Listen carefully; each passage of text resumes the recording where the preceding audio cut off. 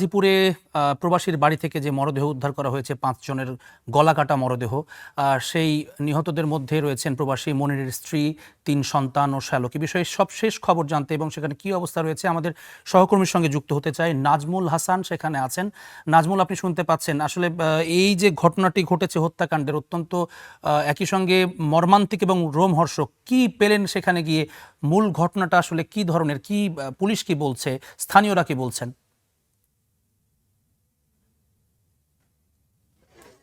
এখানে আসলে কিছুক্ষণ আগে আমি যুক্ত হয়ে সংশোধন করে দিয়েছিলাম যে এখানে যে বাড়িটি আছে মূলত এটি হচ্ছে প্রবাসী যিনি অর্থাৎ বাইরে থাকেন তার বাড়ি, এবং এই বাড়িতে মূলত যিনি ভাড়া থাকতেন তাদেরই হচ্ছে নৃশংস হত্যা হয়েছে, তারা হত্যার শিকার হয়েছেন।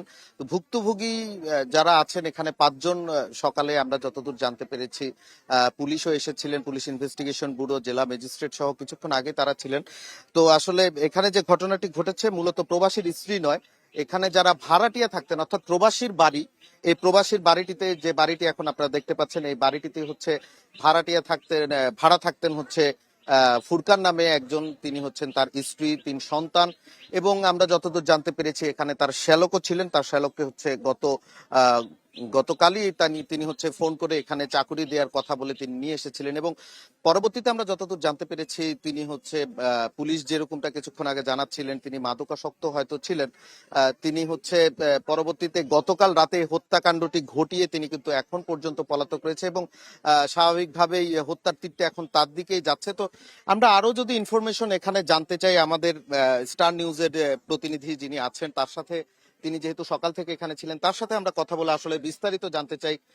অতিরিক্ত পুলিশ সুপার যেরকমটা কিছুক্ষণ আগে জানাচ্ছিলেন তিনি সেটাও পেয়েছিলেন। তো তিনি আসলে কি জানেন আমরা তার কাছ থেকে সরাসরি জানার চেষ্টা করি। আসলে সকাল থেকে আপনি এখানে ছিলেন, কি ঘটনা আসলে প্রত্যক্ষ করেছেন, প্রত্যক্ষদর্শীরা কি বলছেন, অথবা অতিরিক্ত পুলিশ সুপার আছেন এখানে, তিনি কি জানিয়েছেন?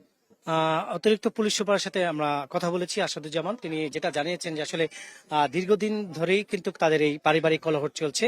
এছাড়া হচ্ছে যে একটি টাকা লেনদেনের একটি বিষয় রয়েছে, সেটি কিন্তু আমাদেরকে জানিয়েছেন যে তাদের যে তাদের পরিবারের কাছ থেকে ১০ লাখ টাকা নিয়েছে এই পরিবারের কাছ থেকেই ফুরকান, যিনি তার স্ত্রী এবং তার শ্যালক এবং ৩ সন্তানকে হত্যা করেছে। সেই হত্যার যে ফুরকান, তিনি কিন্তু তার শ্বশুরবাড়ি থেকে ১০ লাখ টাকা নিয়েছে। সেইটা নিয়ে আসলে এই পরিবারের সাথে দীর্ঘদিনের যে কলহ সেটা কিন্তু চলছে।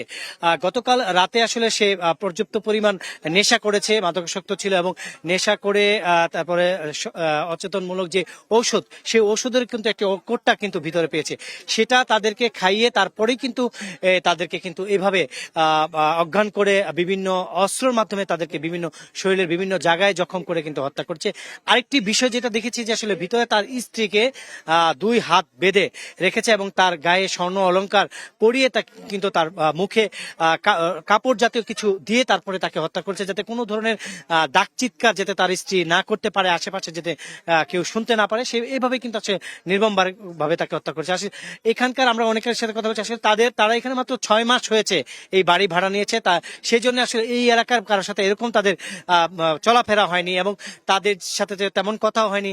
আমরা চেষ্টা করেছিলাম এই ফুরকানের ছবি নেওয়ার জন্য, আসলে এই ফুরকানের ছবি কারো কাছে নেই, এবং তার পরিবার যারা আছে তারা এসেছেন, তারা বলছেন যে আসলে এই যে ঘটনাটা সেটা আসলে তা ঘটিয়েছে তার শ্বশুর বাড়িতে ফোন দিয়েছেন, ফোন দেওয়ার পরে তারা জানতে পেরেছেন। এখন কিন্তু এখানে তদন্ত চলছে। আমাদেরকে যেমনটা জানাচ্ছিলেন, আমরাও কিছুক্ষণ আগে এখানকার যে অতিরিক্ত পুলিশ সুপার আছেন আসাদুজ্জামান, তার বরাত দিয়েও জানতে পেরেছিলাম আসলে চেতনানাশক কিছু ব্যবহার করে তাদেরকে প্রথমেই শুরুতেই হচ্ছে ঘুমন্ত অবস্থায় তাদের উপর আসলে তিনি চড়াও হয়েছিলেন, অর্থাৎ যে পলাতক আছেন ফুরকান। পরবর্তীতে তাছাড়া তার স্ত্রীর পাশে কিন্তু একটি চিরকুটও পাওয়া গেছে, এবং পুলিশ যদিও এখনো সেই চিরকুটটার ব্যাপারে তেমন কিছু ভাবে খোলাসা করছে না, বাট তারা যতটুকু জানিয়েছে এখানে পরকীয়ারও একটা ব্যাপার থাকতে পারে। তাছাড়া তার স্ত্রী যে আছেন তার এখানে টাকা লেনদেনেরও কিছু বিষয় আছে বলে পুলিশ জানিয়েছে, এবং অতিরিক্ত পুলিশ সুপার কিছুক্ষণ আগে জানাচ্ছিলেন, আমরা জিজ্ঞেস করেছিলাম আসলে কোনো মামলা এখন পর্যন্ত দায়ের হয়েছে কিনা।